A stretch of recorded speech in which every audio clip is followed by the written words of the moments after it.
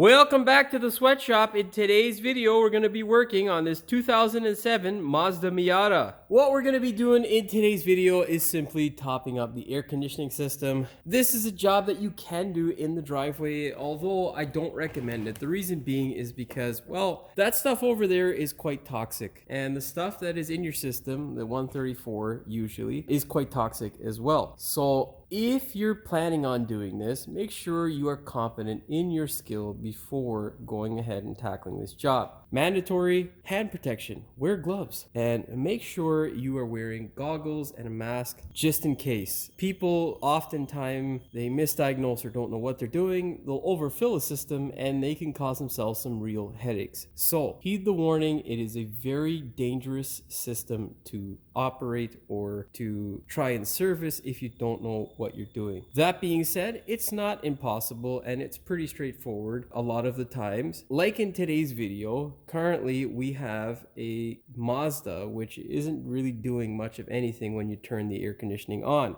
The majority of the time that is just low pressure or refrigerant that is basically leaked out over time. Regardless of what anyone says, none of these systems will retain their, gas for, periods longer than 10 years.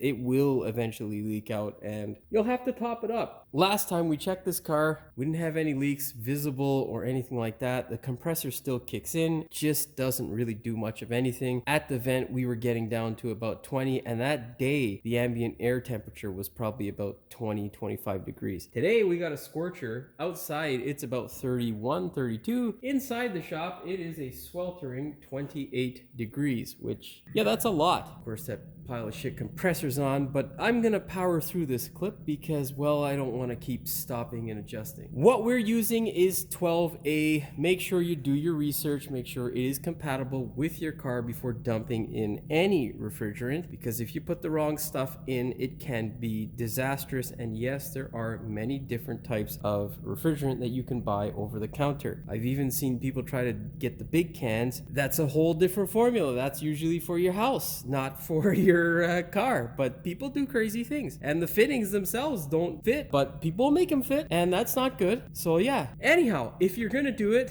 really all you need at home, and besides the know-how and knowledge and safety equipment, is a gauge like this. All you need to basically do is aim for about the 35 to 45. Really, 35 to 40 is where you want to be on the PSI side. For the low side, that's usually going to be just enough for your system, or the proper amount for your system to work properly. You're also going to need a thermometer. Oh, it's getting a little bit colder in here. Nice. Anyhow, a thermometer, very importante to realizing that you have a good functioning system and a result that will work. Oh no, yeah, no, it must have been touching one of my tools because it's going up. Now, like I said, 28. Anyhow, what I'm going to be demonstrating the repair with is my actual set of gauges. Now, why this is because on a set of gauges, you have the high side, okay? Now, your high side will tell you, based on what it's doing, the health of your compressor. And that can tell you a lot with regards to what's happening with your system. You don't want to dump refrigerant in, especially if your compressor ain't doing shit. Because if you're doing the compressor repair, chances are you're not going to have the capability to recover. Of course, with this system, because it's still kicking in, you still have to recover it anyhow. And with any system, even if it's not kicking in, if it has pressure, you want to recover it. You don't want this stuff going into the atmosphere. So make sure if you can't recover it, you take it to a professional. That being said,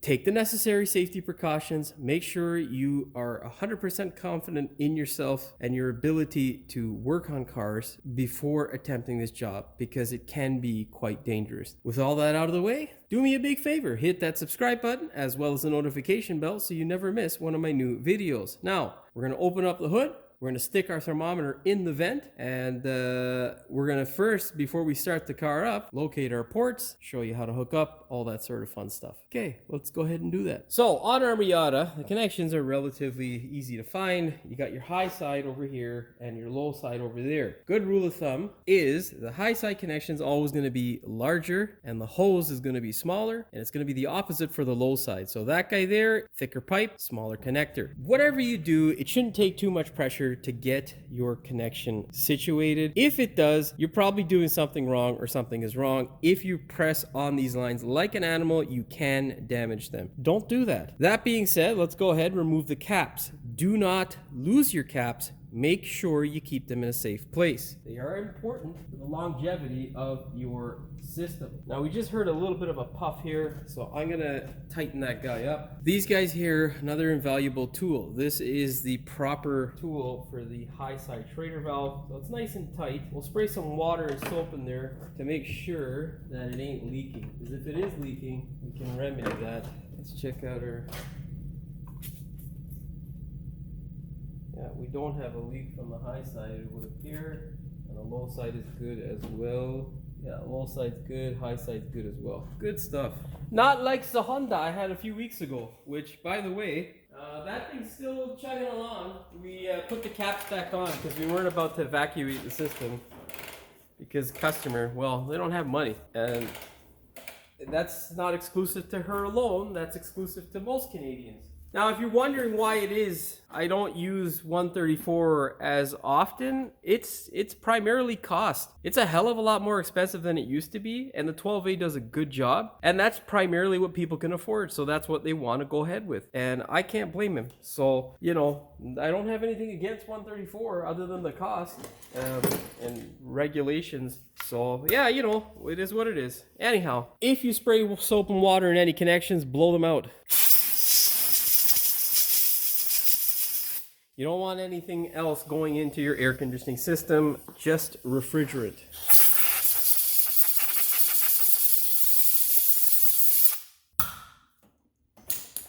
Now, like I say, if you're doing just a small gauge, just the low side will do the trick. I'm going to set up my gauges here, and then I'll show you what it looks like. Okay, so for all of these connections here, basically what I like to do is you snug it up. Once it's snug, you give it like a 90-degree, half turn, whatever, just so that you know it's tight. Okay, what you're gonna do is simply put this guy on here like so, make sure it's locked, and then you're gonna slowly open it up. Okay, now you'll feel it touch the valve. Once you touch the valve, you can give it 1 to a half a turn. That's really all you need. You don't want to tighten the thing in all the way because then you can damage the Schrader valve too. Another headache that you don't want to deal with.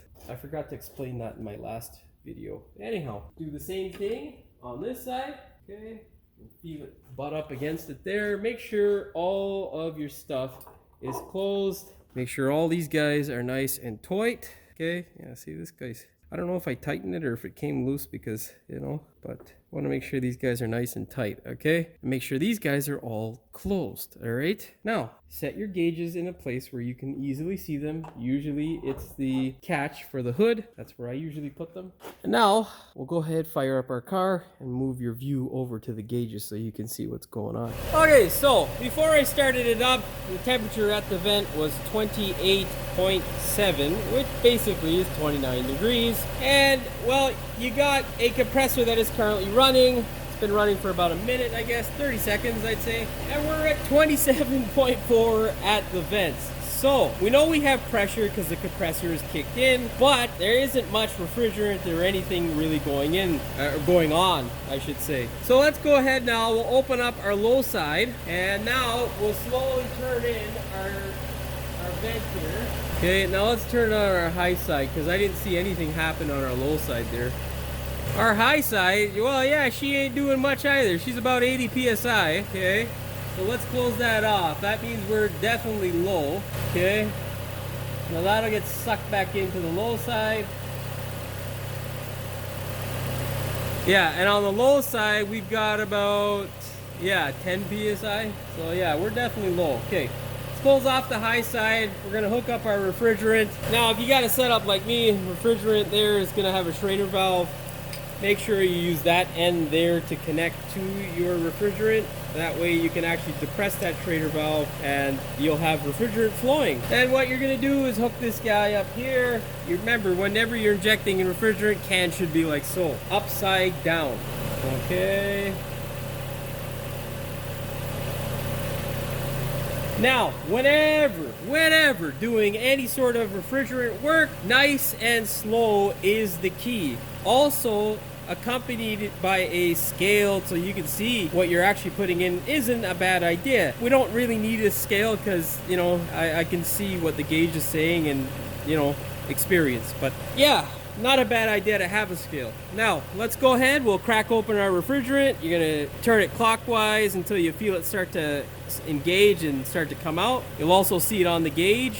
Oh, you won't see it on the gauge actually because I've got it nice and closed off. But yeah, right now it's getting a bit snug as I've compressed it. So we're gonna leave that there, okay? Because I know this guy's open, it's gonna flow. And now we're gonna open our refrigerant slowly. And we should see it, yeah, right there you can see it flowing in. And you can see there on the low side gauge, it is slowly going up. So we're gonna hit it slowly and let that guy increase its temperature or pressure. Our pressure or temperature is slowly going down. So she's taking it in. You want it to go nice and slow. That way it slowly works itself into the system because the rest of the system is going to need to, you know, basically push that refrigerant around. Okay, so we're just at about 40 psi now on the low side. So we're going to close off our refrigerant and let it sink just to see how much refrigerant's in there. Okay. Yeah, our line's not very cold at all right now, but yeah, so we're at 30.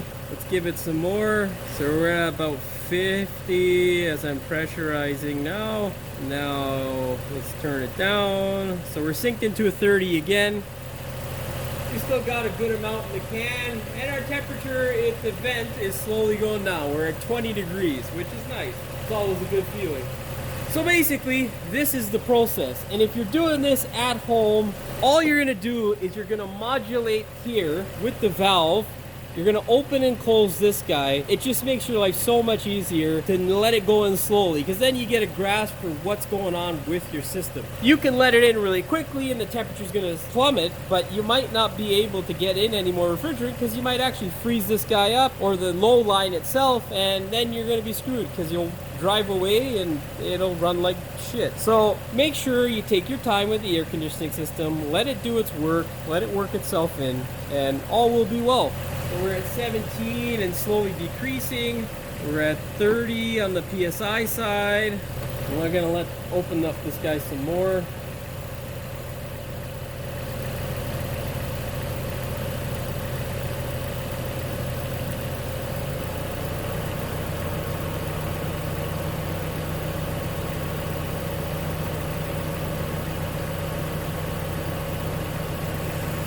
Okay.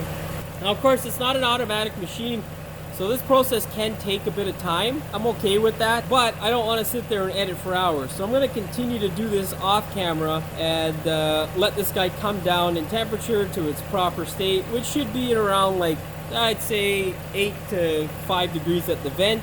Once it starts cycling, because we have the fan speed at about half right now, then we'll know that it's full enough, okay? Now, whatever you do, just make sure you don't put too much, because you can't exactly pull it out of there.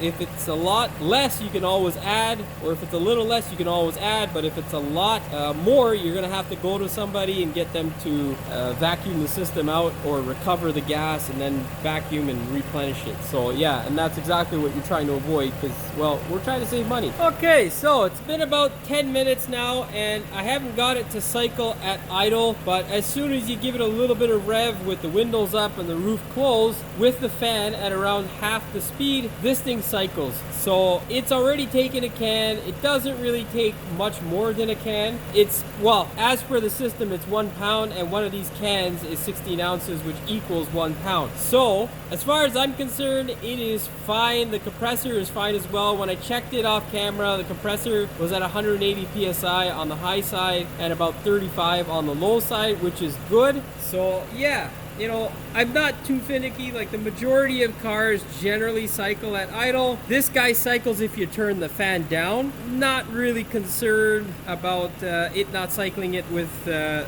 fan at half speed. It's also quite hot today. Like, the ambient air temperature in here now is about 30 degrees because I've been running this thing and it's midday. And yeah, let's see what we have at the vent now. Well, yeah, look at that. It's 8.7 and this thing started cycling at around 7.8. So not far off. That's a degree. If I rev it up inside, it'll cycle. You'll hear it cut out. So yeah, this one's fixed to me. All we need to do is test it out in the heat and see how she stands up. You can see by the condensation on the pipe. Well, no, you can't see it, but there is condensation on the low side pipe, which indicates that things are good. Well, shortly after I shut the camera off, this thing did cycle, and you can see it's still at the same fan speed, and we're currently at 7.8 degrees. So yeah, of course we are not in the sun, but yeah, there you go. So it is cycling. We are good to go. Now I'm going to show you how to disconnect the gauges. I want it to cycle on camera, but it's taking forever. It's at 7.7 now, 7.7 degrees Celsius, that is. Yeah, and I find with air conditioning systems, it takes a while for, you know, it to push the refrigerant around and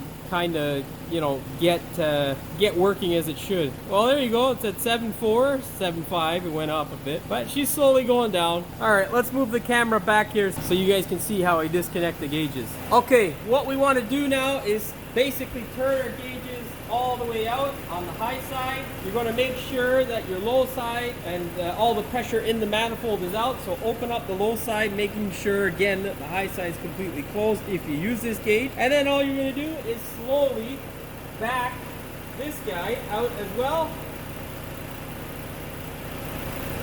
Once it's backed out, then you can go ahead and slowly and easily disconnect them. You don't want to just yank them off, nice and gently. Okay, and there might still be pressure on your high side. Okay, put your cap back in place, snug that guy up, not like an animal because you don't want to, it's plastic, eh? Like, did I get it on camera? Damn it, I think it adjusted. Yeah, I might not have gotten that on camera. Anyhow, get your high side back into place, and then you can go ahead and do your low side. Nice and easy. Got that guy into place gently.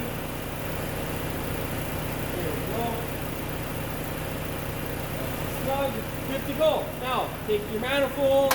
And what you're going to do with these guys is simply, you're going to just crack these guys open nice and slow, let the pressure bleed off, and there you go. You can see we're at 0. Open that guy up, make sure there's nothing trapped anywhere. You don't necessarily need to, it's just me double checking because I'm used to triple checking things. I don't know why. And there you go. She's at 7 degrees at the vent, but she hasn't cycled yet, so yeah. Okay, so you don't necessarily need to do what I did and let the car run forever, but yeah, it ended up cycling again, but at a much lower temperature this time, at about 6 degrees, which great. And all that simply means is that the core temperature itself, or the evaporator core, wasn't as low as it was the first time. So at the vent, it was 7 degrees because it's still cooling off, and the vent itself is coming down in temperature. And yeah, so yeah, that's why it took so long. Now these guys here, just gently take them apart and put them back home. You want to be gentle with all your equipment, really, because if you want it to last, that's really the only way it's going to last. You know, even with this guy here, nice and easy when you disconnect it or take the can off. You don't want any refrigerant to come through. I've done that a few times and it ain't pleasant. You can get frostbite and all sorts of wonderful things. And like I say, it's just, this stuff here is pretty toxic. So yeah, you don't want to inhale it or, you know, have it in your bloodstream or really in your body. It's just not good. So yeah, put all your tools away and that's that. That is pretty much how you do a top up. Now, in some cases, if you throw in a can, because obviously it's the cheapest thing to do, and that doesn't solve the issue or bring your temperature down to a place where it's nice and cold, like this one is, you might need to evacuate the system and vacuum it, because what can happen over time is as you have really low levels of refrigerant, you can get moisture that builds inside the system, and that moisture can turn into vapor, and that vapor condenses and basically it'll keep the pressure, but it takes space in the system, so the pressure might be high enough to turn the system on, but you might not have a system that is void of humidity or moisture, which can cause, or well, basically, it will cause a situation where even if you put the correct amount of refrigerant in, you're still going to have a higher temperature at the vent because your core isn't getting cold enough just because you have moisture taking up room in the system. So keep that in mind, okay? A top up like this only really works if your system has no moisture, because it'll work if you have a little bit of moisture as well, because it's going to bring the temperature down, but it's not going to be as efficient as it would be had you vacuumed it. So if your system's dead and it doesn't have any refrigerant in it, always vacuum the system. Do not just throw cans of refrigerant at it. It sucks. It doesn't work. Like the systems, I've had so many guys do that and then they complain. They're like, oh, at idle it gets down to like 15 degrees at the vent, and they're okay with that, but that's terrible for your system because your system never stops working and it just puts your compressor through the ringer, and you're consistently running that thing. It works harder, and then as it works harder, it'll die quicker, and with that moisture it helps it kill it quicker. So yeah, make sure you know what you're doing when you're working on this sort of stuff and what you're looking at. But yeah, we've got down now to 6 degrees at the vent, so the customer is going to be nice and cold, and we are officially done. Well, all that's left to do now is to take this thing for a test drive, make sure your air conditioning system is up to the task of cooling you down in this wonderful heat wave we're having here in Ontario and wherever you might be, and you are good to go. That being said, hopefully you found the video entertaining. If you did, please like, share, and subscribe. Don't forget to hit the notification bell so you never miss one of my new videos, and as always, thanks for watching. We will see you in the next one. Welcome back to the sweatshop. In today's video, we're going to be working on this 2007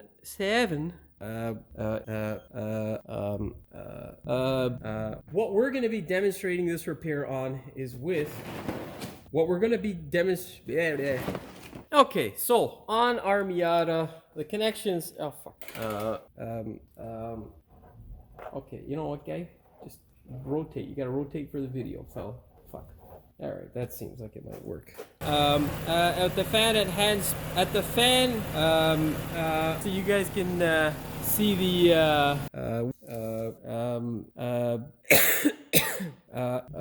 don't forget to hit the notification bell so you never miss one of my new videos. Ah, fuck. Let's just fix this. It doesn't fucking sit right. God damn fucking camera. Come on, settle down, you fucking bucket of shit. Well, all that's left to do now is to take this thing out for a test drive, make sure it is withstanding the heat. What? What? The fuck am I saying? Yeah, brother. Fuck.